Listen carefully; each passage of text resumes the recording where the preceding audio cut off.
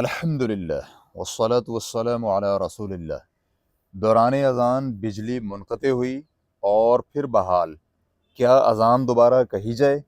سوال کیا گیا ہے اگر بجلی منقطع ہو جانے کی صورت میں مؤذن لاؤڈ سپیکر کے بغیر اذان کہے اور اذان ختم ہونے کے فوراً بعد بجلی بحال ہو جائے تو کیا وہ لاؤڈ سپیکر میں دوبارہ اذان کہے یا کہ پہلی اذان ہی کافی ہوگی؟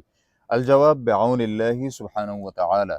اذان کا مقصد لوگوں کو نماز کا وقت معلوم کرانا ہے، اس لیے اگر وہاں دوسری مساجد ہوں اور ان میں اذان ہوئی اور لوگوں نے اذان سن لی تو مقصد پورا ہو جاتا ہے، اس لیے دوبارہ اذان نہیں کہی جائے گی۔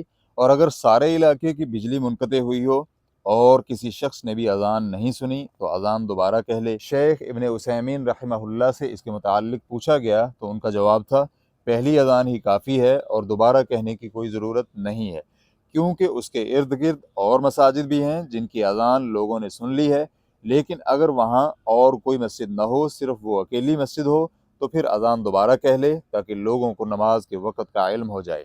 ریفرنس کے لیے دیکھیے لقاءات الباب المفتوح لفضیلت الشیخ ابن عثیمین، جلد نمبر 3 صفحہ نمبر 53۔